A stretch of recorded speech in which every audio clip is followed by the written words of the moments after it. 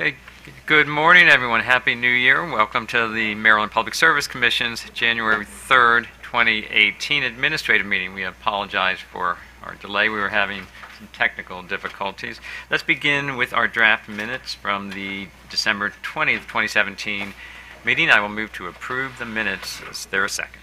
Second. All those in favor signify by saying aye. Aye. Minutes are approved. On to our consent agenda.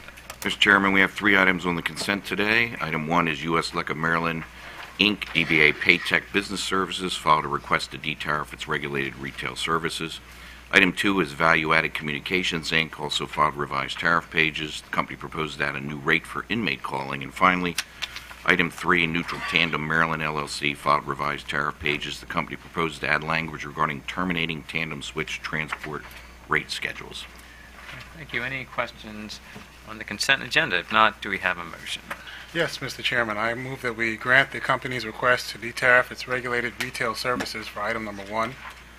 For item number 2, I move that we accept the revised tariff pages for filing and direct the company to file clean copies of the tariff provisions with an effective date of January 3rd, 2018.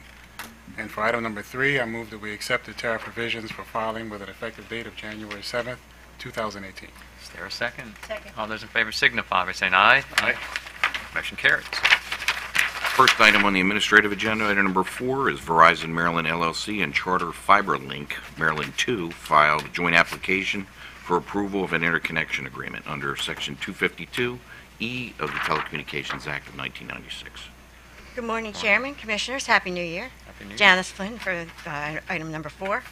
Verizon Maryland and Charter FiberLink Maryland 2 are requesting approval of their interconnection agreement. Charter is opting into an existing interconnection agreement between Verizon and Talk America, which was previously approved by the Commission. Interconnection agreements are required to be submitted to the State Commission for approval pursuant to Section 47 U.S.C. 252E, and the State Commission is required to act to approve or reject the agreement within 90 days of the submission. Staff has reviewed this agreement and finds it neither discriminates against non-party telecommunication carriers, nor is inconsistent with the public interest, convenience, or necessity. Staff recommends that the Commission approve the agreement. Thank you. Any questions for staff? If not, do we have a motion? Yes, Mr. Chairman. I move we approve the interconnection agreement 10 days following a 30-day comment period, assuming no adverse comments are submitted. Is there a second? Second. All those in favor signify by saying aye. Aye. Motion carries. Mr. Chairman, I think we can take items 5 and 6 collectively together. Okay. Items 5 and 6 are filings from Josco Energy USA, LLC. Item 5 being an application for a license to supply natural gas or natural gas supply services, and item 6, similar application for a license to supply electricity or electric generation services in Maryland. Good morning, Mr. Chairman, Commissioners. Kenneth Albert on behalf of staff. These 2 items address a request by Josco Energy for authorization to operate as an electricity and natural gas supplier. Josco's management has substantial experience in the gas industry. Their performance in other states has been satisfactory. We've reviewed their website, their training materials, their marketing materials, and we find those satisfactory as well. Therefore, staff recommends that the Commission authorize Josco to operate as an electricity and gas supplier with the conditions recommended by staff. Any questions for staff? If not, do we have a motion? Mr. Chairman, I move that the Commission grant the company licenses to operate as a natural gas supplier and to operate as an electricity supplier in Maryland for all customer classes and service territories applied for and recommended by staff, and direct the company to file notice with the Commission within 30 days of any changes to the information in the applications. Is there a second? Second. All those in favor signify by saying aye. Aye. Motion carries. Next item, item 7, is Easy Choice Energy, LLC, filed an application for a license to supply electricity or electric generation services in Maryland. Good morning again, Mr. Chairman, Commissioners. Kenneth Albert on behalf of staff. This item addresses a request by Easy Choice Energy for authorization to operate as an electricity broker. Easy's management has substantial experience. They currently operate as an electricity broker in Texas, but Texas does not regulate brokers. The Better Business Bureau has no record of complaints against the company.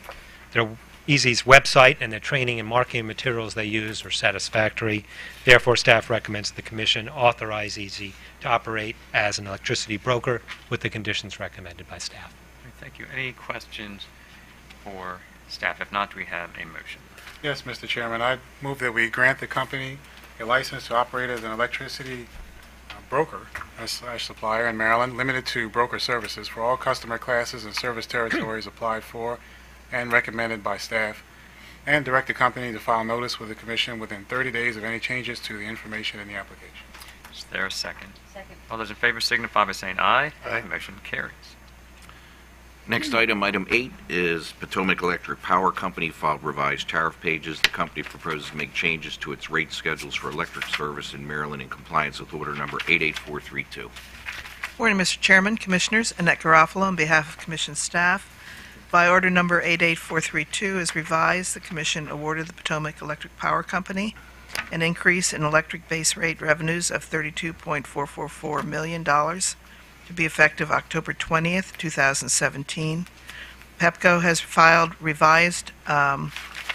proposed rates intended to collect the new revenue requirement according to the rate design approved by the Commission. In accordance with the order, these rates will be effective for service rendered on or after October 20th, 2017. Staff reviewed the company's filing and believes that it comports with the Commission's directives in Section D of the order. Staff recommends that the Commission accept the revised tariff pages for filing, effective October 20th, 2017. Under the new rates, the average residential customer using 863 kilowatt hours per month will experience an increase of $5.52 during the summer months and an increase of $2.83 during the winter months. This is a 7.4% increase in the electric distribution bill of the average residential customer during the summer and a 5.7% increase during the winter. Further detail is contained in staff's comments, including detail regarding other customer classes. All right, thank you. Any questions for our staff on this? If not, do we have a motion? Yes, Mr. Chairman, I move we accept the revised tariff pages for filing with an effective date of October 20th, 2017. Before asking for a second, I will thank Mr. Hoppick for his very thorough analysis. Do we have a second? Second. All those in favor signify by saying aye. Aye. Motion carries.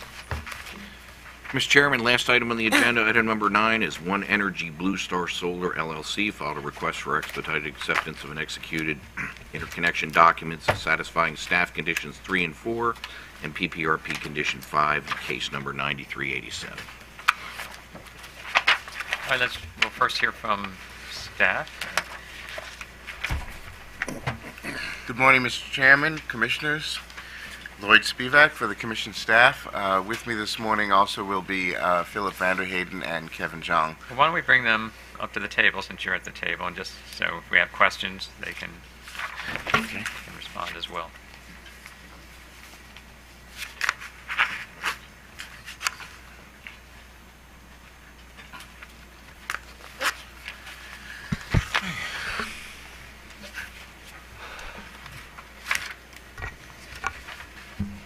Okay, this is a filing by One Energy Blue Star Solar LLC requesting that the Commission accept executed Delmarva Power and Light interconnection documents as satisfying staff CPCN conditions 3 and 4 and PPR condition 5 of the CPCN issued in case 9387.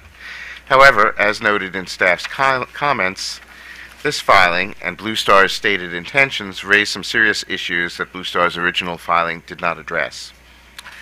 Blue Star received a Certificate of Public Convenience and Necessity, or CPCN, to construct a 6-megawatt solar photovoltaic generating facility in Kent County on October 21st, 2016, in order number 87835, case number 9387.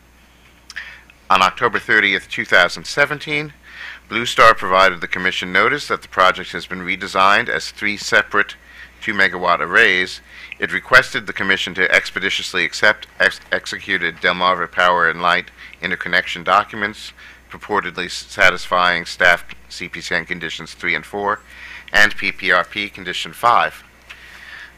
Although Blue Star ultimately provided interconnection agreements that would satisfy the CPCN conditions, the redesign as 3 allegedly separate 2-megawatt solar arrays coupled with the intent to net meter these installations on behalf of a single remotely sited customer, causes staff great concern.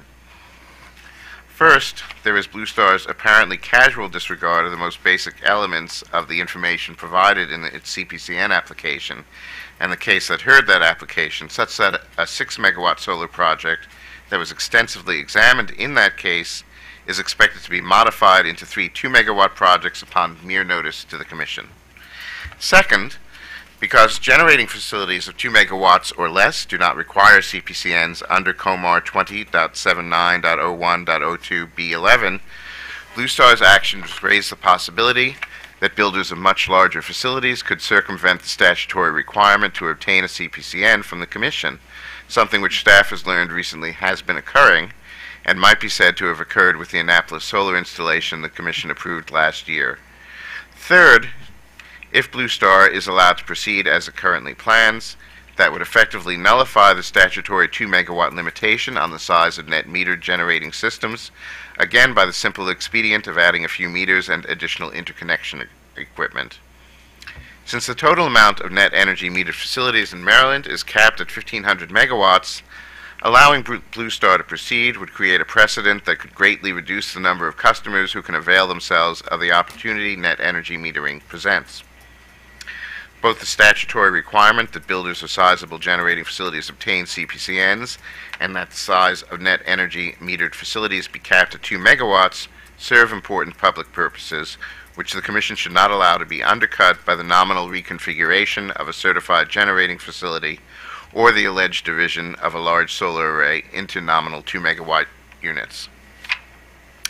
After considering Blue Star's filing extensively and recognizing that this is the first time staff has really brought these concerns before the Commission, staff recommends that Blue Star be directed to inform the Commission whether it prefers to remain a 6-megawatt project and retain its CPCN, or to proceed with the division of the project into 3 2-megawatt generating systems and have its CPCN canceled.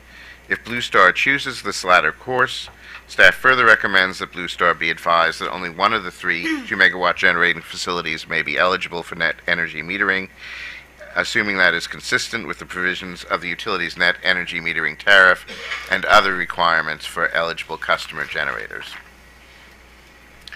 OPC and PPRP have filed comments supporting staff position on this matter, and staff hopes they will speak here as well. Blue Star has filed a response to staff's comments, which I would like to address. I'd like to respond to the arguments in that filing now, and also reserve the right to respond to any further comments Blue Star may make this morning. First, Blue Star points out that Delmarva Power and Light, the relevant utility, has reviewed the project and issued interconnection agreements for all 3 systems and has accepted them into the aggregate net metering program. This is true as far as it goes, but staff suggests that if a utility tariff effectively allows an off-site 6-megawatt facility to nominally subdivide into 3 generating facilities of 2 megawatts and still be eligible for aggregate net energy metering of one customer, then that tariff or its enforcement, or both, needs to be reviewed by the Commission.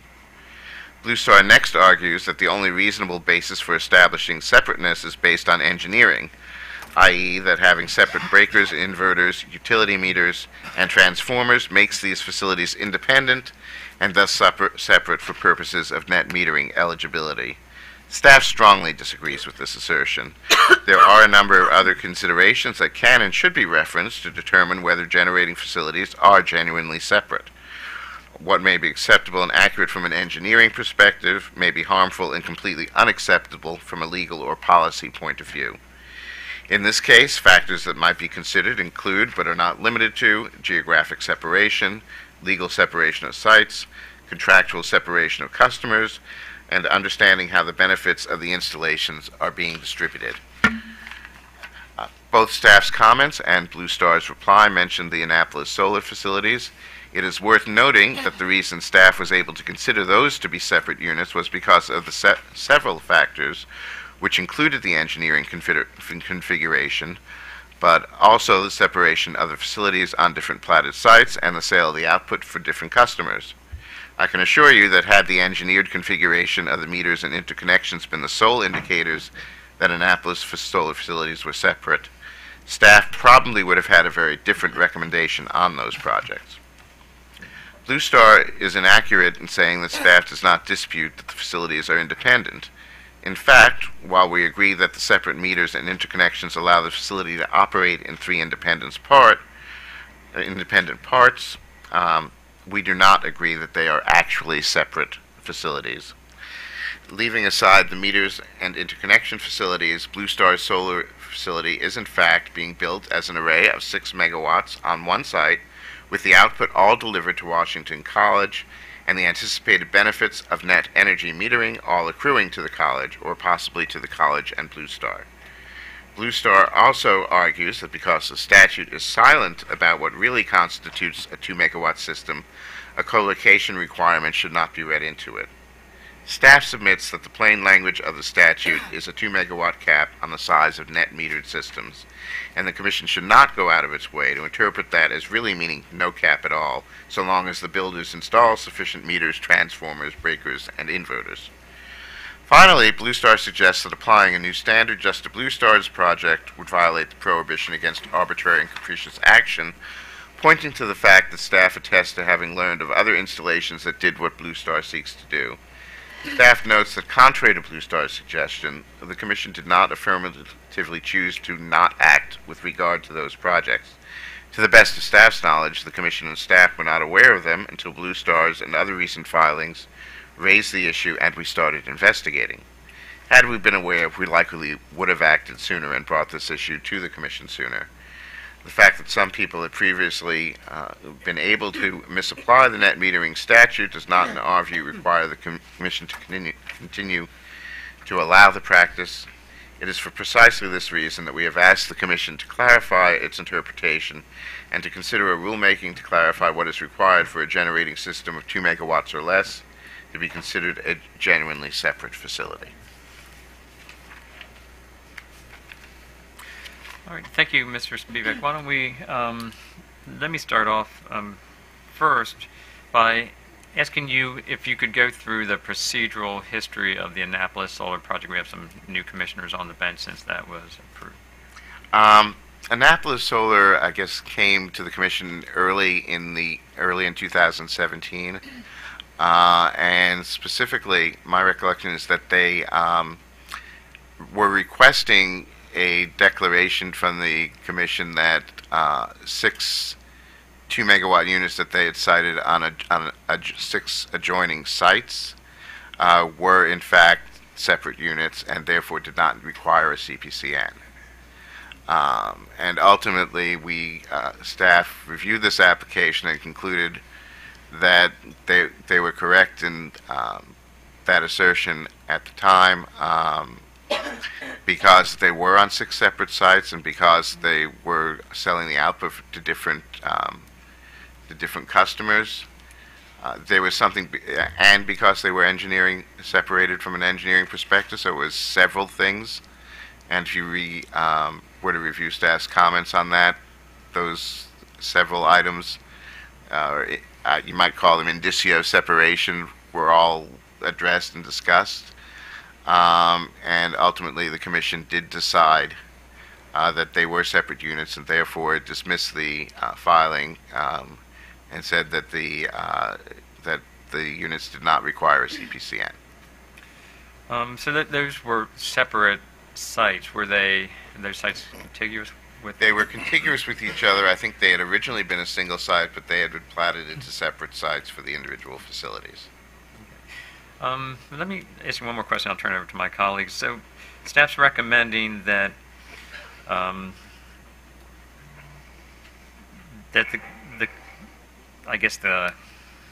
Blue Solar could choose not to withdraw their CPCN and treat these as 3 separate projects.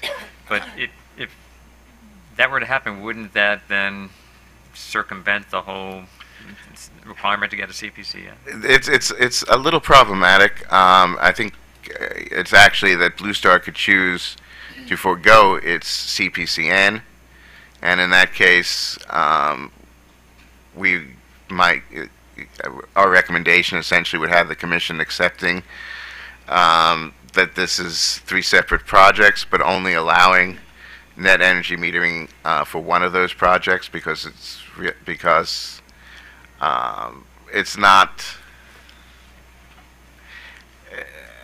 not entirely clear that they really are separate projects even in that circumstances, and you should not have more than 2 megawatts of net energy metering going to an individual customer, which in this case you only have the one customer of Washington College.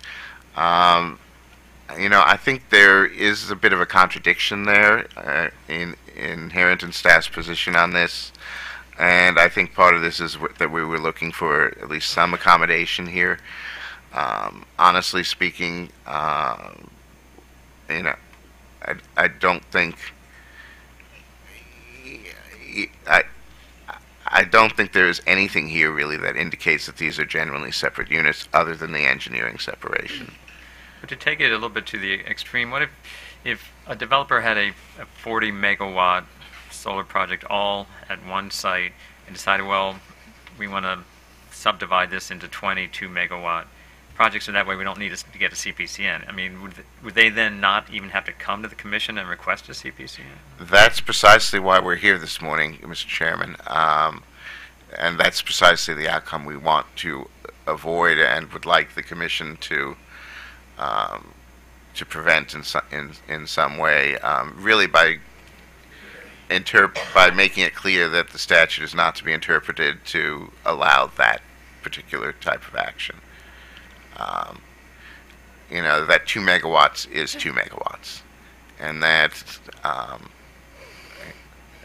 think. Okay, let's see if we have any other questions. We'll start with Commissioner Linton, and we'll go this way. Oh, okay. All right, no, normally last. And good morning. It's a new year, Commissioner.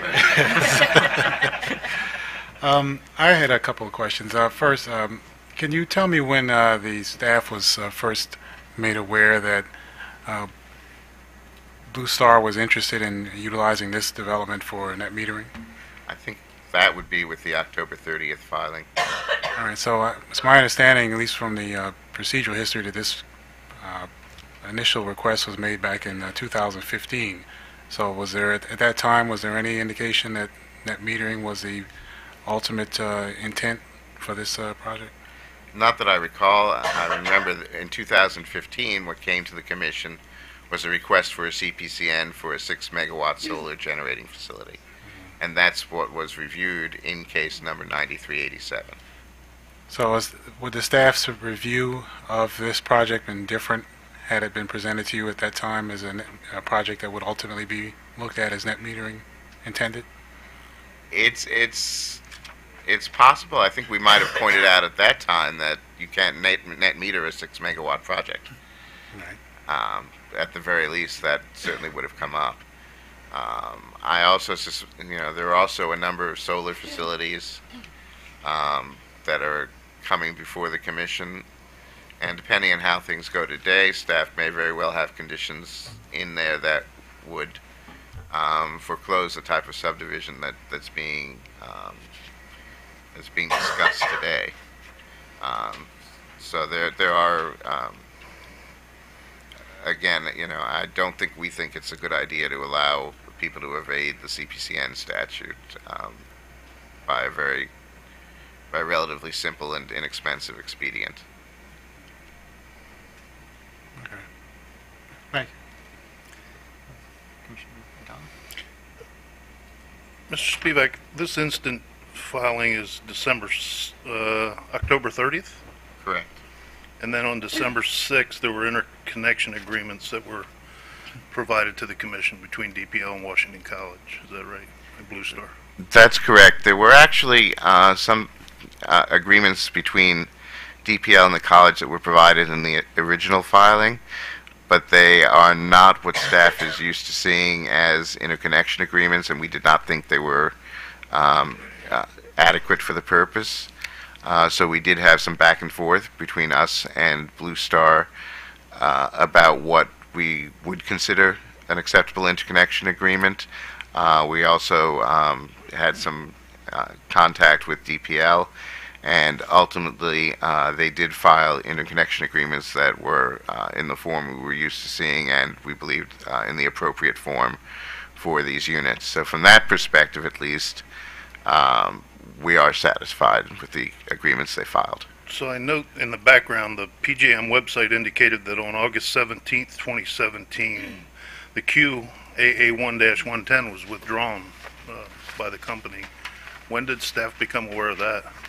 I think, again, with the October 30th filing, but I would defer to Mr. Zhang on that particular point.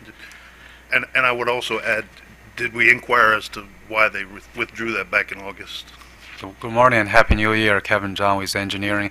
Yes, well, we started to investigate the filing on October 31st, so we did research on the PJM site, and we noticed there was a queue that was originally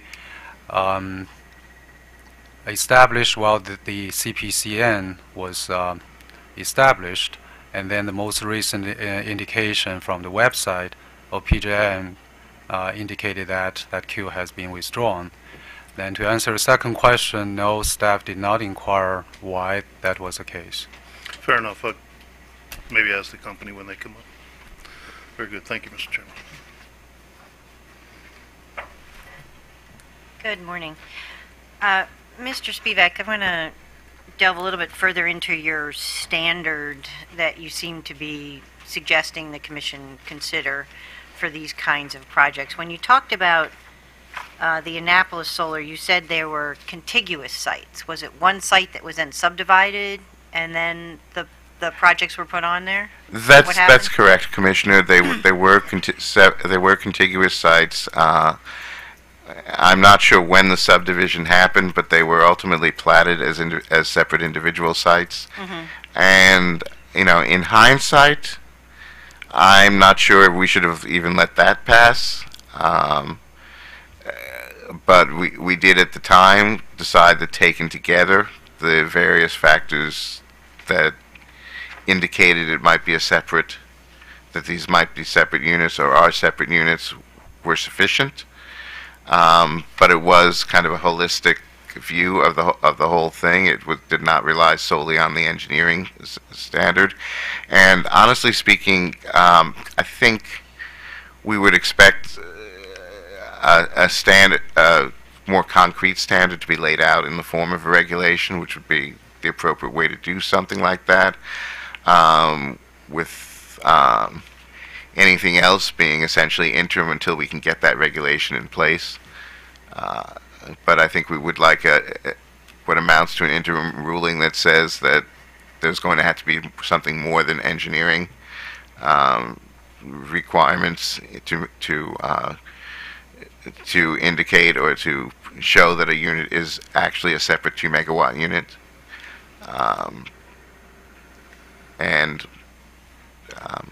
I think I'll leave it at that for the moment.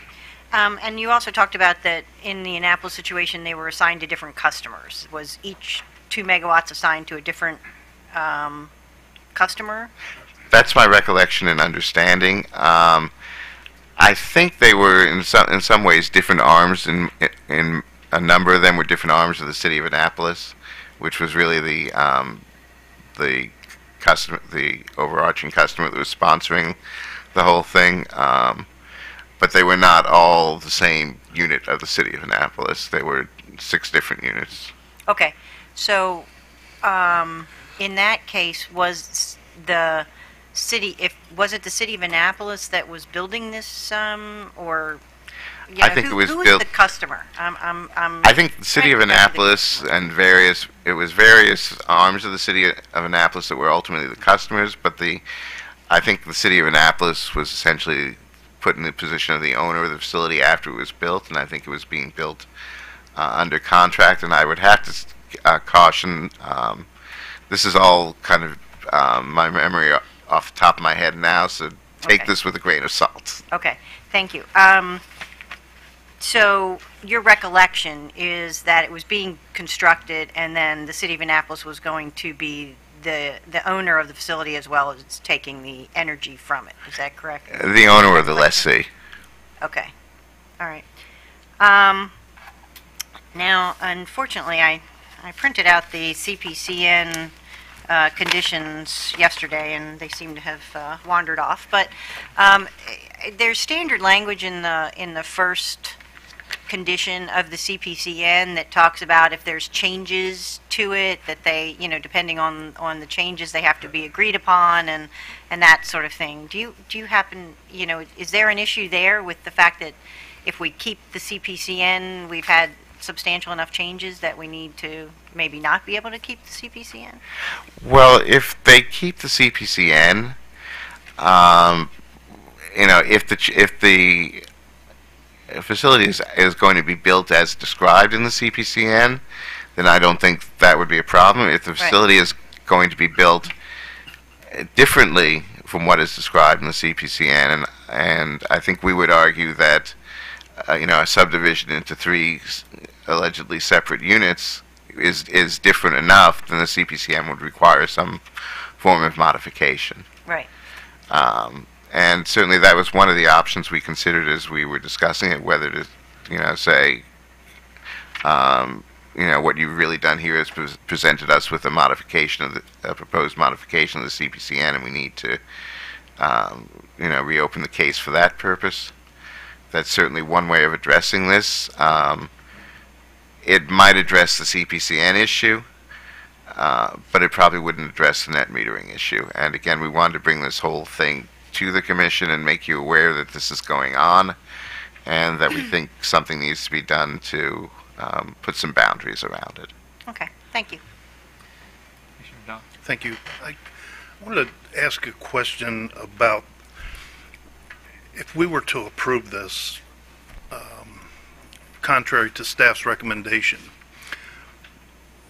what impact that may have on other projects. Is there anything magical about 6 megawatts? Could it be 60 megawatts with 30 sets of breakers, meters, inverters? Could it be 100 with 50 sets? Is that one of the concerns that we have here? That's very much one of the concerns, Commissioner. Essentially, approving this would establish a precedent that could very easily be pushed that far.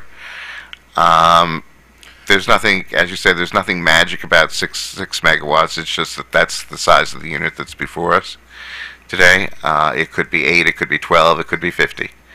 And the same concern would be there. And remind me what the 1,500 megawatt statewide limitation applies to.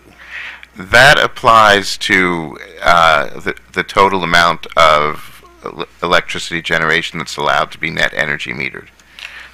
That's a hard cap on the total. And again, that was one of the issues that concerned us as well, is that if you start allowing larger generating facilities to avail themselves of it, especially in their entirety, then you are limiting the number of net metering installations and the number of customers that will be able to avail themselves of whatever benefits there are in net energy metering. So anything 2 megawatts or less still applies to that aggregate limit of 1,500? Yes. It does. Okay, very good. Thank you. Hey, let me maybe follow up with Mr. Vanderhayden on that. So, do you know roughly where the state is in terms of the 1,500 megawatts? How many have been accounted for or will be accounted for, say, in 2018? Mr. Chairman, I believe we are about halfway. Halfway? Somewhere around 750 to 800 megawatts, I believe, is what we'll report this year. Is it fair to say we're seeing an acceleration of net metering? In other words, we'll see more being taken up in the next few years than we have in the last few years? I think we have, we look at the percentage increase each year, and it varies. Sometimes it goes up and down. Last year, it did go up significantly, but that doesn't mean, in my mind, that it's going to continue to do that next year. As we're approaching the upper limit of 1,500, people may become aware of that, and that could cause an acceleration that we're not accounting for, and may go all in one year. It's possible. It's also possible that between whatever tax benefits have changed, or if the price of the panels or installation has changed, it could drop off because there's no longer a financial incentive. And it could also be that the rooftops that are pointed in the right direction have all been filled, and and so it could slow down for that reason. What you're seeing here is a change in the way net meter applications could proliferate, because up through at this point, most of the facilities have been on rooftops, and there have been some 2 megawatt facilities, but they were, I think, much fewer in number. If it's approved such that one can simply subdivide any size field into a 2 megawatt piece, or just carve a 2 megawatt piece off of a larger field, that may make a lot more net metering sites feasible from a cost-effective standpoint. And so what you could do is very quickly put a lot of projects into the aggregate net metering program. Now, the other thing that's a little different about what you're seeing here is normally there's the expectation that you're net metering, meaning you have a load on the site and you have generation on the site, and you're essentially on a monthly basis capturing all the kilowatt hours that go in and out, and you're billing that customer on that net. So with our aggregate net metering program, we expanded that definition to allow agricultural, municipal, and nonprofit only to take more than 1 meter and involve them in that netting process. So if you had, for example, a school facility that had a big field in the back of the property they weren't using, they could put a few hundred kilowatts on that, cover the school's output, and then still have enough for a few other buildings either on that campus or somewhere else in the service territory. I think we haven't seen that move to large scale until I think someone figured that there was an opportunity to begin subdividing large systems and begin applying that aggregate net metering rule to systems that were broken into multiple pieces. This is not something that I think was intended. I've been at every single net metering working group, and this sort of thing, to my knowledge, was never discussed as an intention of the aggregate net metering program. I think what's happening is folks are observing that there's a potential loophole that they would like to make use of, and so there's probably some communication that needs to happen between staff and the utilities about how they're implementing this. I think what you've seen in these filings is the interconnection documentation is indicating that it's aggregate net metering. It's not clear to me that there is something happening in the interconnection process at the utility that is evaluating whether or not that particular project actually fits the tariff description of a net metering facility. It's merely acknowledging that that's what they're applying for. So to get back to your question, I think what we're concerned about here is a shift in the way large-scale projects will be brought into the program, using the ability to subdivide that perhaps was there before, but was never really considered something that anyone would attempt to do, because it I guess obviously gives you larger than 2 megawatts in one particular spot. So if this goes forward and continues to be allowed on the sites that apparently are doing it already, it could create an incentive to build these systems that didn't exist before. And that could materially change the rate at which new projects are brought in, and it could potentially change the composition of the net metering program in Maryland, so that the remaining systems could all be large-scale systems, and fewer smaller-scale systems on rooftops and residential homes and businesses, that sort of thing, would be brought into the program. Okay. The outside of the Annapolis project, are you aware of any other large-scale solar project where 2 megawatts have been kind of carved out and used for aggregate net metering? Yes. It's our understanding that there is another site in the BG&E service territory at the Perryman generating station that is being used for aggregate net metering. Now, we haven't had this discussion directly with BG&E. We heard about this from another applicant that was citing it as an example. So that had not been something that we were directly aware of, that no one had come in and said, hey, can we bring this project into the aggregate net metering system program? But we're aware that it's out there. We have not taken any action to investigate that further. There is potentially one other in Howard County that's also been mentioned in a similar way, but we have not undertaken an investigation as to where all of these sites are.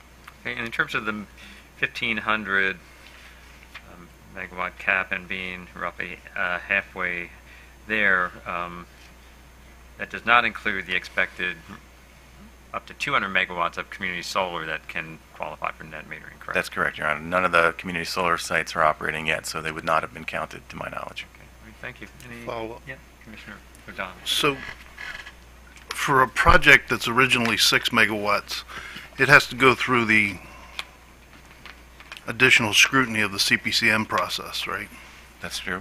For 2 megawatts or less, describe the process, the scrutiny process that occurs for those type of projects. To my knowledge, if a process doesn't go through the CPCN, it still has to get interconnected. I'll let Mr. Zong address that issue. But then anything that doesn't go through CPCN, from my understanding, goes through the local zoning process. So the commission wouldn't get a chance if large projects are simply subdivided into 2 megawatt segments to give the additional public interest scrutiny that a CPCN would provide. Is that correct? It's my understanding that if it would be treated the way the Annapolis Solar Project was, where the request for a CPCN wasn't needed, so it wouldn't come here. Very good. Thank you. Okay, anything else for our staff? Not, thank you very much. We appreciate your presentation. I know we had got filings from both the Office of People's Counsel and PPRP, so I wanted just to see if either are here and would like to speak. Ms. Zarsky's here. Ms. McLemore, right. So why don't, either at the mic is fine, or if you'd like to come to the table, that's fine too. Good morning, Mr. Chairman, Commissioners. Teresa Zarsky with the Office of People's Counsel. Happy New Year. We filed a letter really in the nature of a we too. We believe staff's analysis was comprehensive, but I will try to answer any questions you might have of us in relation to that. All right, thank you. Any questions for OPC? Thank you, Ms. Zarsky. Good morning, Good morning. Sandra McLemore on behalf of the Power Plant Research Program. And we did file comments. Our concern was, of course, that the separately metered area of 2 megawatts to avoid the CPCN process, and from an impact perspective, that it should be treated as one project when they're contiguous sites or on the same site. I also have Robert Sadinsky here with me with the Power Plant Research Program, and he was the manager on the Blue Star CPCN process. If you have any questions, we're happy to answer any you may have. Thank you very much. Any questions for PPRP? Commissioner Lind. Yeah, hi, good morning. Just one quick question. I'm just wondering, similar to the question I asked for the commission staff, would your review of this project been different had you known in advance that it was going to be used for net metering purposes? I believe probably we would have had some discovery questions with regard to that, and it could have been, depending on what the responses were to that. Based on my recollection, that was not included in the CPCN information, the EIS or the ERD or the testimony, but I might be incorrect. Thank you. One quick question. Something that occurred to me I wanted to ask. The company Blue Star asserts that they have met conditions 3, 4, and 5 of the CPCN when they broke this in. I believe that's what they assert, when they broke this into 3 2-megawatt projects. Does PPRP have a specific opinion on meeting those conditions as they assert? No, Commissioner. We believe they're meeting the conditions, and based on their filing yesterday, they intend on continuing with the conditions no matter what the commission states. It's just our concern, like staff was saying, that in the event that we start reviewing these as separate projects, it could circumvent the process. Very good. Thank you. Okay, anything else? Thank you very much. Appreciate your testimony. Okay, thanks, staff. Again, why don't we ask the company to come up. We have Blue Star with us, and Mr. Chasen is here.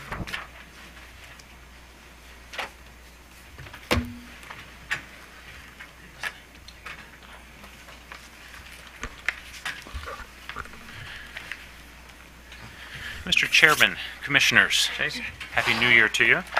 Todd Chasen on behalf of One Energy Blue Star. I want to first start out by thanking the staff for all of its hard work on this and for working through this process. We've been in nearly constant communication with them since the October 30th filing. We've had multiple meetings, we've had multiple phone calls, and despite the fact that we disagree with the conclusion that staff reaches, it's not for lack of appreciation of their good work on this or having identified important issues. And we're also very much appreciative that this was moved up to this agenda. It's important to this project, as you'll hear, that we deal with this in an expeditious way so that the project can move forward, assuming that the Commission agrees that it should move forward.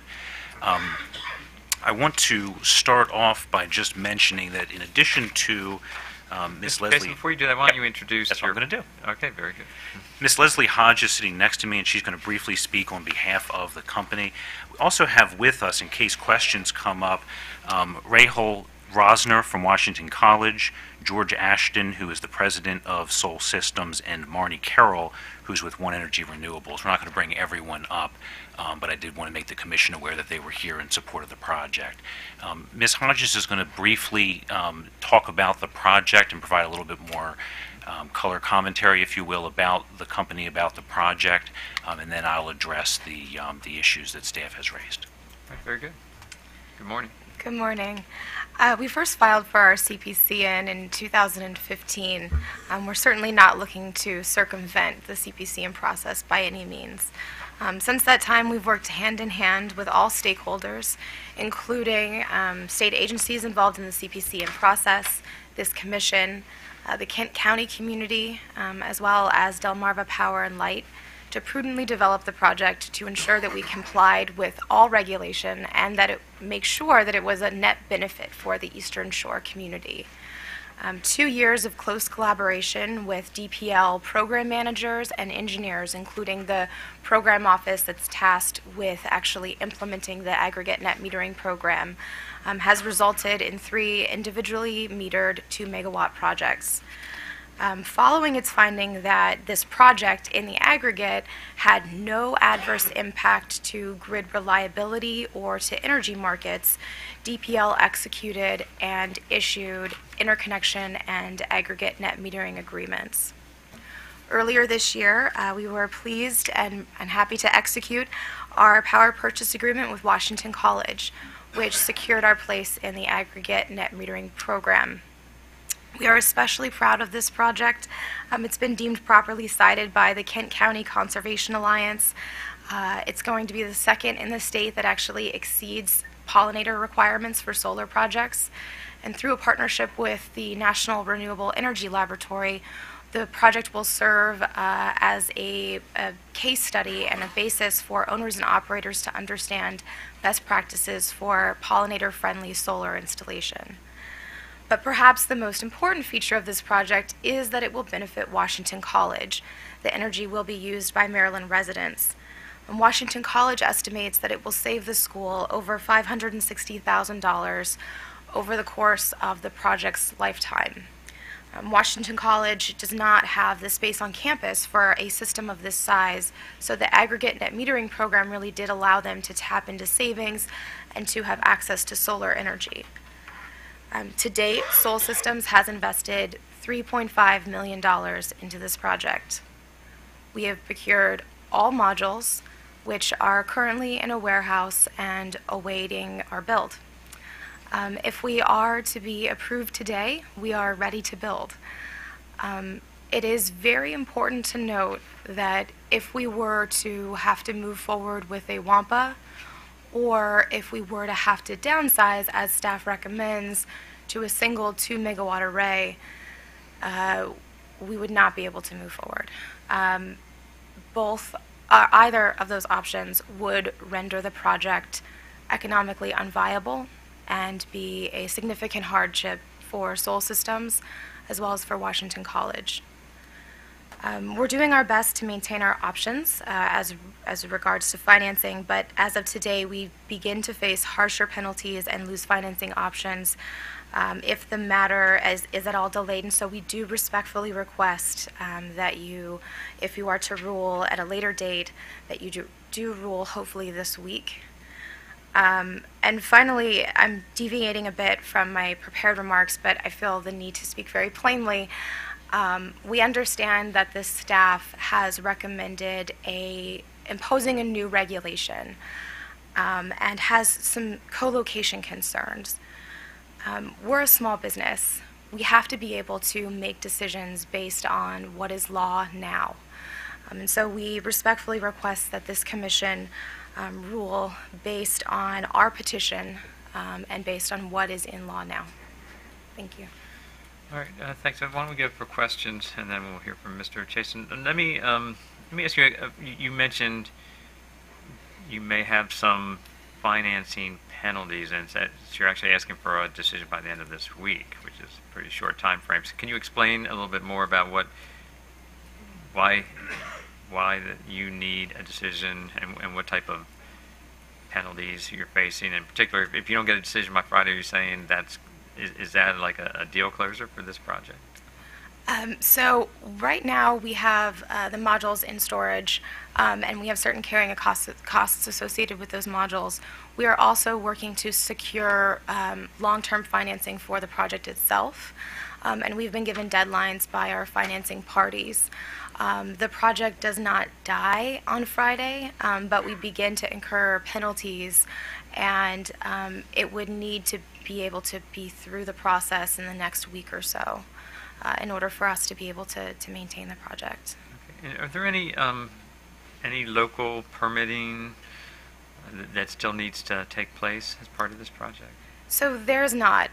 We decided very early on that we wanted to make sure that we had buy-in and approval from all stakeholders, and so we do have the approval of the Planning Commission for Kent County, as well as the Board of Appeals there. So we have all discretionary permits at the local and county level. Okay, thank you. We'll start with Commissioner O'Donnell. I asked staff about the timing of your withdrawal of the PJM queue on August 17th. Why was that withdrawn on August 17th? So at that time, we withdrew our WAMPA application, and the reason for that, I believe, was that we had found an off-taker in Washington College and found a way to make this project a benefit for the Eastern Shore, and that was going to be our priority moving forward. So did you intend to break this project up into 2 megawatt segments then? Was that the intention why you withdrew? So it's my understanding that we had been working with Delmarva Power and Light to figure out if this project would fit for net metering. It's also my understanding that there is nothing in the tariff that says that co-location is not allowed. In fact, we had precedent from other projects in Maryland, and so we felt confident enough moving forward once we found Washington College that we would be able to supply them with the 6 megawatts on an individual 2 megawatt basis. Yeah, I'm trying to figure out how this all works with the CPCM process, because if you had come in with a 2 megawatt project, we never would have saw it. We wouldn't have had this discussion, right? All that scrutiny would have been avoided. And I know you said it wasn't your intention to circumvent that, but that would have been the effect of it. And so the withdrawal on August 17th is subsequent to all of the CPCM work that was done previously and all the conditions that were established by PPRP. Is that not correct? That's right, and we didn't look to avoid the CPCN review. The footprint of the project remains the same, so this is a 6 megawatt project, at least in the footprint. So we were trying to make sure that we were fully compliant with local, county, and state permitting rules as it relates to that size of footprint. Okay, thank you. Commissioner Herman. So can you help me out a little bit with the description of where this site is located? Is it near Washington College? Proximity, what kind of land is it on? That sort of thing. Sure. So I have to admit I don't know exactly how far it is from Washington College. I know that there are folks in the audience who do, but it's my understanding it's in driving distance. It's not contiguous to Washington College. No. Okay. No. That's good enough. Yeah. Thanks. Is it agricultural land? What kind of property is it? Yes, the land is currently being used as agricultural land, although I guess this land was less arable. Oh, sorry. Well, why don't we do this? Why don't we do this? You're welcome to come up, but first let's we'll hear from our panel. Then you're welcome to add something. Okay. So I will defer to Rael Rosner, who is closer to this project than I am. Okay. Why don't you can either take a seat or go to one of the mics and just introduce yourself for our record. Good morning. My name is Rael Rosner. I'm the Vice President of Finance and Administration at Washington College. So in effect, I am the CFO, COO. I am intimately familiar with the Massey site. It is within driving distance of the college. It's not contiguous. It's a brownfield site. So one of the things that's very interesting is the fact that from a college's perspective, and I'm going to talk from a mission-based perspective, the college is on the eastern shore of Maryland. We're located on the Chester River, and a huge amount of our emphasis is in educating our students around environmental sustainability. We have a Center for Environment and Society. We have environmental studies programs. The ability to take a brownfield site, which can't be used for agriculture, and to use it for something that is so mission aligned in terms of the production of power is something that's very appealing to us. We've also worked with partners in terms of figuring out how to create a pollinator site around this. Both of those will be part of our educational program. So I think it's important to realize that this can't be used for agriculture. It's a brownfield. Thank you. Can I follow up? Yeah. Why don't you?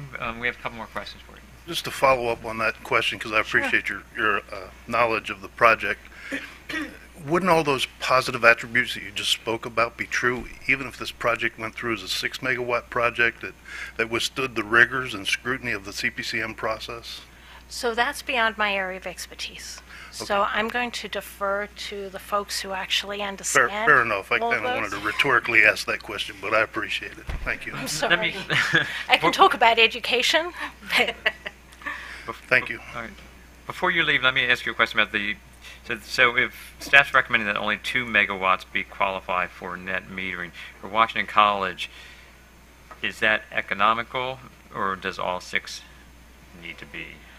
So my understanding from Sol Systems, Blue Star Energy, is that they would be very hesitant from a financing perspective to proceed with a project that small.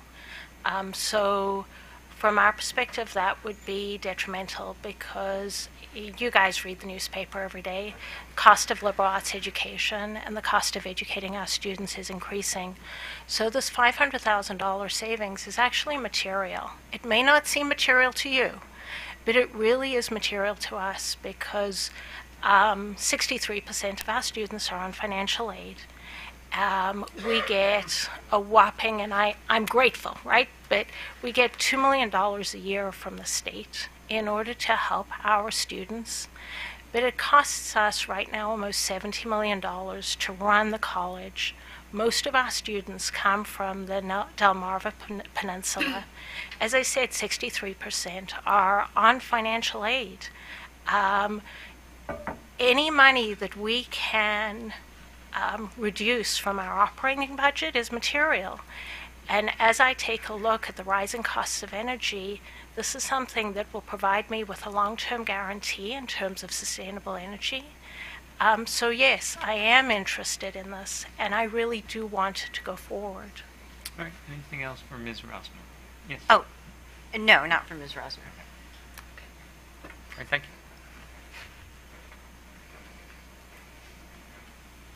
Okay. Commissioner. So the question I have with respect to the project is, Ms. Rosner just said that it was her understanding that the project, you'd be hesitant to go forward if you only had 2 megawatts of net metering. But you originally applied for 6 megawatts as a single project. So are you saying now that that you wouldn't go forward with that project if that's what was the result of this the commission's decision? Sure. So if the decision was to keep 6 megawatts, but to impose the requirement that it be under a WAMPA and that we would lose our ability to generate energy for Washington College, then we would not be able to move forward because of the difference in the the rates for the electricity generated. It would no longer be an economically viable project at 6 megawatts with the WAMPA. Right, but you were going to build it at 6 megawatts before, so I guess I'm having a hard time understanding, why that suddenly became uneconomic. I think in 2015, we were looking at a different set of economics, and we were developing the project. Module prices steeply increased last year due to the threat of a tariff and eventual ruling from the ITC that a tariff should be imposed on modules. And so I think in 2015 we had initially found this site that as the brownfield site was ideal for 6 megawatts, and we wanted to see if we could make that work. And at least where we stand right now, we would not be able to move forward with the WAMPA. Okay, thank you. So can I ask the question that I asked the CFO from Washington College? Wouldn't all the positive attributes that you described and she described apply to this project? Benefit to the college, benefit to the environment, benefit to pollinators, benefit to renewable energy generally. Wouldn't all that still be true under your original project? Under the WAMPA, again, it wouldn't make economic sense for us because the price for that electricity would be so different. So set that one thing aside. We wouldn't All be the other able- positive attributes would be the same. If you could do the project at a loss, then absolutely it would be it would be I mean, good. you don't lose the environmental benefits or any of the other things that you listed off as positive benefits if you go with the plan as originally submitted, do you? Understanding the economics don't work. Set that aside because I'm not asking about that. I'm asking about all the other positive attributes. You do only in the sense that no one would build it. We couldn't get financing to actually build it. Okay, so the answer to the previously asked question is if we proceeded with the original application, it's not going to get built. That's right. Okay. So to follow up on that, so a 6 megawatt power purchase agreement with Washington College would not be feasible? Is that? So it's my understanding that if that were allowed, we would certainly do that. My concern was with a 6 megawatt WAMPA. With the 6 megawatt offtake agreement with Washington College, that's an option, but it's my understanding based on what we understand of the net metering program that it needs to be 2 megawatt systems, and that's why we broke it up into 2 megawatt systems. Okay. Anything? All right. Well, we can always come back. Mr. Chasen? Thank you again, Mr. Chairman, Commissioners. I appreciate you accommodating our slight breach of the plan, but I think it is important that you heard from the college and that they are excited about this project to the point of jumping up and down. I think that as we're starting off at the beginning of the year, the first admin meeting of the year, the Happy New Year, it's appropriate to think of this in terms of the Greek god Janus. And if you can picture in your mind what you see at the beginning of the year, the Greek god it looked both ways, looked forward and backward, was two-faced in essence.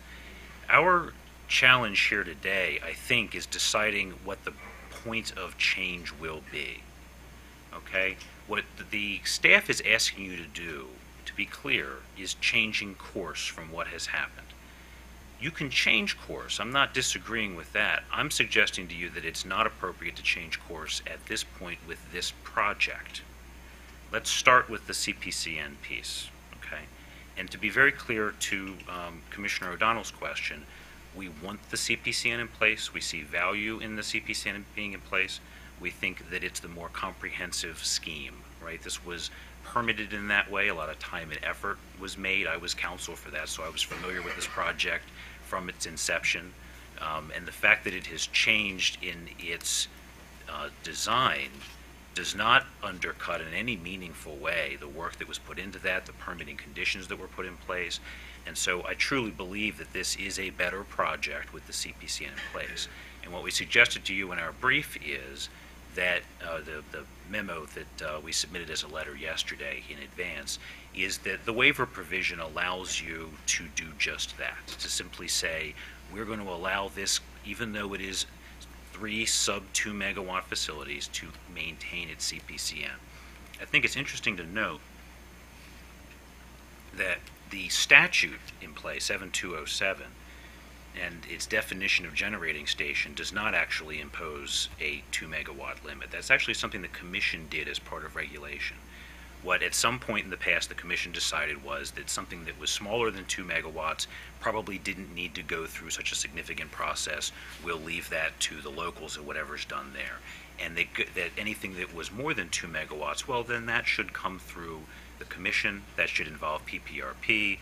That should involve all of the state's expertise that goes along with the CPCN process.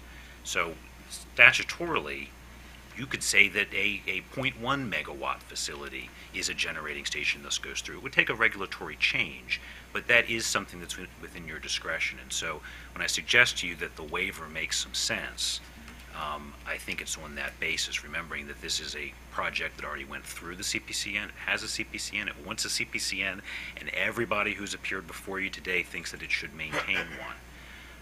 I think that it has a secondary effect that you should consider, which is that as projects are moving forward, if you were to allow this waiver, I think that precedent would then allow for other projects in the future to consider whether, instead of going the Annapolis solar route, which is effectively the law of the state at this point, and essentially go around CPCN, that they could ask the Commission to waive the 2 megawatt threshold and choose to go through it. Now, it doesn't mandate that it go through it. As long as Annapolis Solar is hanging out there, as long as that ruling is out there, folks could choose not to. So you do have a regulatory gap that you need to think about. Again, remembering Janice looking forward as opposed to looking backward. I do want to make it clear to the Commission that we do think that we can move forward with this project if you take staff's advice and cancel the CPCN. We are okay with that because we've got all the discretionary permits, because we've gone through that process. We can move forward on that basis too. As I said before, I don't recommend you do that. I think that you're better off having the comprehensive scheme in place, and you have a way to do that. But I do want to make it clear that cancellation is something that we can live with. Well, but staff had a two-part recommendation, right? So I don't think they were willing to divide the recommendation in half. If you choose the cancellation route, then I don't think you need to reach the net metering question, because we no longer need you to change a condition that's no longer in place. You would have canceled the CPCN. The second question is with respect to the net metering. And what we're talking about here, pure and simple, is a co-location restriction, right? What staff is suggesting is that you create for this project, for the first time, a co-location restriction. The Commission could have, at the time that it put net metering into place, imposed a net metering co-location restriction, exactly as you did just a few months ago for community solar. There is a provision not only for a 2 megawatt cap within community solar, but also a co-location prohibition. And it includes within its terms what that would mean. It's a standard. The problem that we have now is, what is the standard? Is it if I subdivide these? I got to tell you, as relatively easy as everyone seems to think putting different meters in, subdivision's not all that challenging either. It's pretty easy to put in new lot lines. If I move them 10 feet apart, are they now far enough apart? If I move them over the horizon so I can't see them, but they're still in the same lot, are they apart? If they're on separate lots completely and they don't touch, is that now co-location acceptable? The problem here is that if we start to apply it to this project, you're now, Janice, looking backward. You need to try to unwind at least the 3 that you know about. And I will tell you, as counsel for Annapolis Solar, I'm not sure that the details that you got as far as the subdivision and the off-takers are accurate. Okay? I don't think that the job of this commission is to begin to peel that apart today or ever. I think it becomes very complicated and you start to unwind deals that have already been made in reliance upon prior rulings. Annapolis Solar was very clear that it was a net metered project, that these were co-located. It's on landfill, so I don't think that these are actually all that far apart. I think these are very similarly situated to what we have in this case. I think what you're hearing are good questions. I'm a veteran of something like 25 or 30 CPCNs at this point, either already approved or they're going through today, so I'm very familiar with the process. I get questions about these issues all the time, and going forward, I would love to have guidance on what the answers are, what the options are, what we can do, rather than having to try to piece things together the way that we are this morning. But I don't think that going backwards is the solution to this, because I think in order to be consistent, whatever you would do to Blue Star, you would need to do to those other projects, some of which are now several years old, which have contracts that are in place. Well, I wouldn't agree with that, but let me ask you a couple questions, and I'll turn it over to my colleagues. Of course. So, this is a 6-megawatt project, and we had some discussion about the 1,500 megawatt total net metering cap. So, in the scheme of things, it's relatively small, but we need to think about our decision in this case and how it impacts future cases. I think you heard staff's concern about Sure. opening up the floodgates, and that is a concern. So, what should give us comfort that this is only a 6-megawatt project, and why should we not be concerned that a 100-megawatt project down the road isn't going to take advantage of this, subdivide, and take 100 megawatts of the 1,500 megawatts of net metering? Sure, and I think that one of the things that you can do is look at the past history. The facilities that we're talking about as having done this are all 20 megawatts or less in the aggregate. Okay, so each of them are fairly small compared to, say, the largest permitted in Maryland, which was 150 megawatts, which coincidentally meets a lot of these other requirements of separation, even though it's not a separated project. I would suggest that if the commission is concerned about it, it could make a statement going forward about eligibility or not for that. But I think more importantly, look at the off-takers that are available for this. Remember that we're talking about a subset of net metering. We're talking about aggregate net metering, okay? And as was pointed out in the previous panel, only eligible for that are municipalities, counties, agricultural, nonprofit. There's a relatively limited number of megawatts that are available to offtake under that program, which is why you haven't seen this run absolutely crazy up to this point, right? Baltimore County, even taking a big county, only has so many megawatts that it could aggregate net meter. Same thing is true with Washington College. You're going to see, I think, that there are facilities where this would make sense, where they don't have that land on their campus like Washington College, but I don't think that what you're likely to see are the mammoth, hundreds of megawatts, thousands of acres that would be required to be there. So I think you have those two mechanisms at your disposal that could keep this from going forward, getting out of hand. I think very clearly, even with what has happened over the past few years, it has not gotten out of hand and eaten up a substantial portion of the 1,500 yet.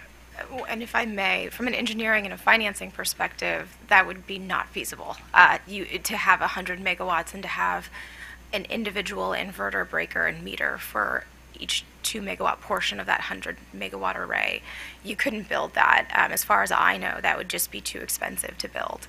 I think it works when you're at a 6-megawatt size, and to be honest, I'm neither an engineer nor a financier, so I'm not 100% sure on where that cutoff is, but I know that you can't do that for a utility-scale solar project.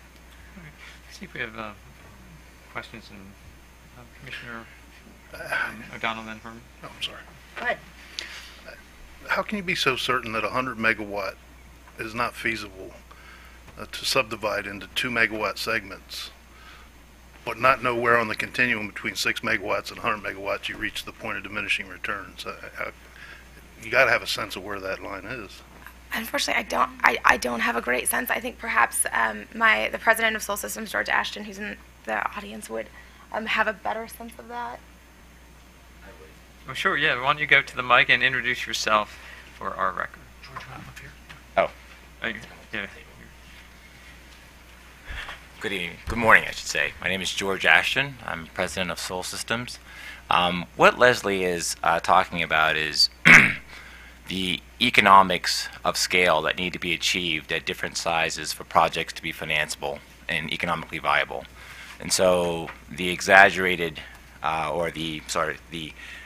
larger example of 100 megawatts being divided into 50 2-megawatt projects, the logistics, the construction cost, the equipment, all of that becomes cost prohibitive for what we know to be the required economics to find a suitable offtake for that energy. So if I had to estimate where the cutoff is, I would probably say 20 megawatts, 10 2-megawatt projects is probably where you're going to end up sort of being at the cutoff of what's reasonable.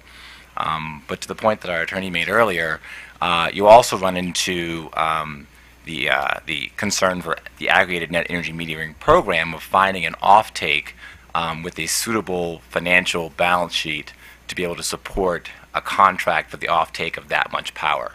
So once you get to 50 megawatts or 100 megawatts in size, you're talking about hundreds of millions of dollars a year in just sort of power cost, right? And so whether it's a municipality or a nonprofit or any of the entities that qualify under that program, you just run into it's not a easily feasible scenario to really see.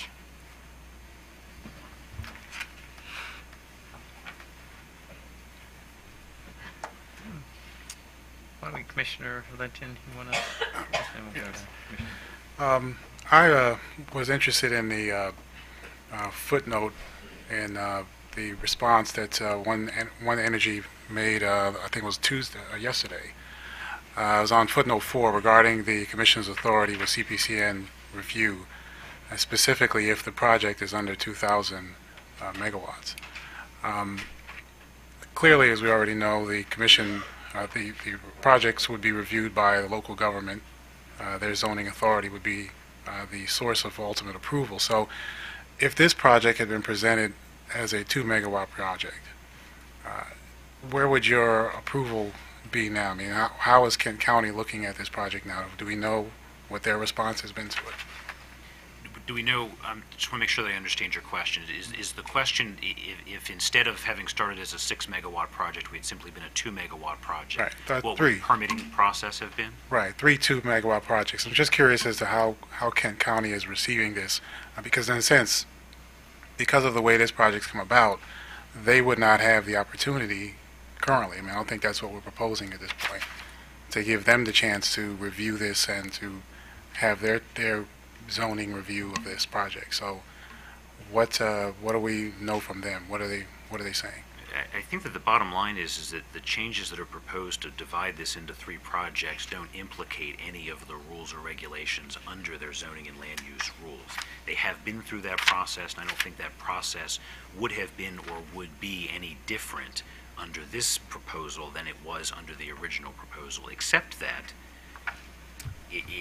I think under the scheme that you're suggesting, it would have only gone through that local review rather than the overlay of the state process.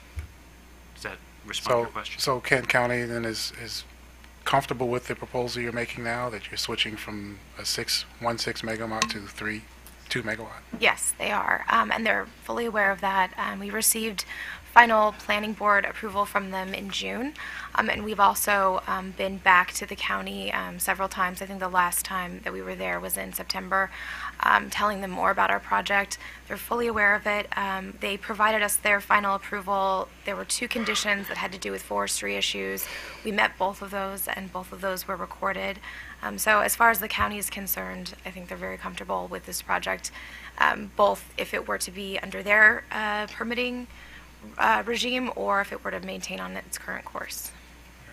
Thank you. Thank you. Herman.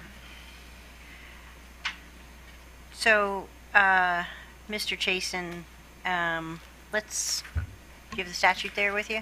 I do somewhere, if you give me a moment. Referring to the net metering statute? I'm referring to the net metering statute.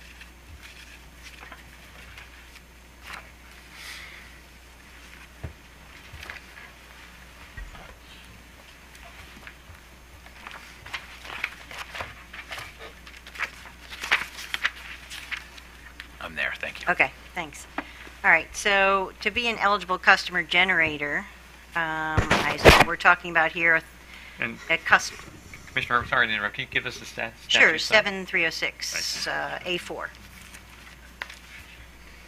So under 7304, 7306A4, it says that it's a customer, an eligible customer generator is a customer, which makes sense, that owns and operates, leases and operates, or contracts with a third party. So I assume we're in the contracts with a third party situation here, right?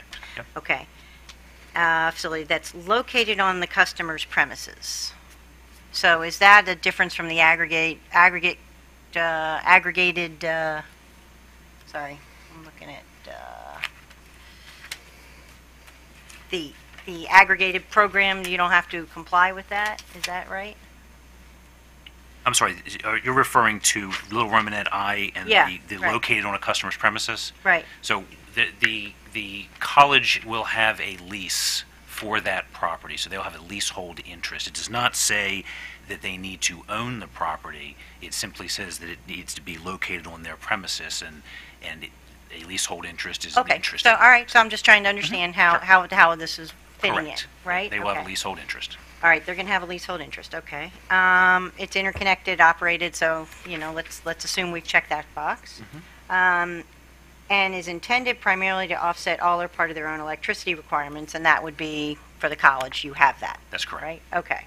All right, so that was one of my questions.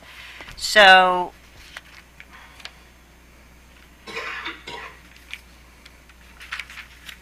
let's see.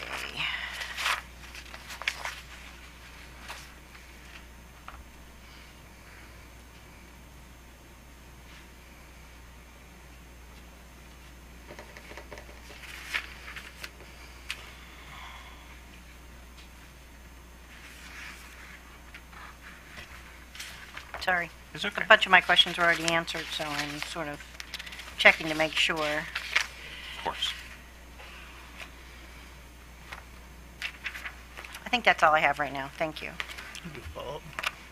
Just to follow up on Commissioner Herman's question regarding, and your answer regarding located on the customer's premises or contiguous property, as long as the customer had a lease on a property, could that facility be located anywhere in the state then? I believe that, I'm going off of memory here, but I believe it has to be within the service territory. Okay, could it be located anywhere in the service territory? I believe that's correct. Interesting. It just seems to be contradictory to located on the customer's premises or contiguous property, although I appreciate the notion of a lease. But it seems like the intent of the legislation, at least my familiarity with reading legislation, is to be there where it's going to be consumed or adjacent to it. Sure, and I understand and appreciate that question. And that's partially the distinction that I was drawing, that aggregate net metering is a subset of net metering, because you're absolutely correct that outside of the aggregate net metering program, it would need to be co-located, right? If this building were going to have net metered solar, it would need to be on the roof of this building. There's not a nonprofit or other eligible generator here, so it would not be eligible under the aggregate net metering program. The idea for that subset, that very limited subset of customers, is that somewhere off of one of their facilities, right? Because the idea is that this can cascade down over multiple meters. So, for example, I used Baltimore County before. If Baltimore County has buildings that are located in multiple places, you could have the solar on one of them, and then it could cascade down to the other meters, even though they're remotely located. Okay, in this instance, we've got a leasehold interest on this, so it is the customer's premises. It just so happens that it's separate from their campus. Okay. I think this facility is 17 miles from the college, is my information. I'll accept that subject to check. I don't know off the top of my head. Okay. I wanted to follow up on your and I don't say this pejoratively, but maybe a 20 megawatt guess at where the point of diminishing returns on the finances would come into subdividing these projects into 2 megawatt segments. The chairman referred to the precedential nature of our decision here, absent any further rulemaking or otherwise. Could we possibly expect to see then, if it is economically viable up to 20 megawatts, a bunch of projects going forward, if they're economically viable, subdivided into 2 megawatt segments that aggregate up to 20 megawatts? I think Maryland, incentives for solar in Maryland are not what they used to be.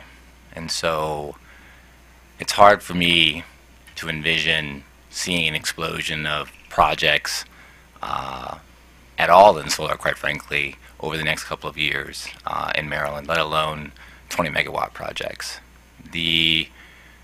Thank goodness for the aggregated net energy metering program, or otherwise this project wouldn't work either. Incentives used to be 10 times what they are today for solar in Maryland. So I don't think you should expect to see a ton more big projects in Maryland. With respect to this particular program, and my comments earlier about the size of the project limiting the pool of customers who would be eligible for it, when you have the concentric circles of municipalities and nonprofits and entities allowed to be in this program with the requirements financially and from a power usage standpoint for really big projects, you don't have a lot of crossover. You just, a 100 megawatt project, by example, would be a big project for like Amazon or Google, who have like data warehouses that just suck power day and night. Nothing like a college or a municipal government would be able to handle. So while, sort of in your example, looking forward, could you make some policy about making sure that doesn't happen?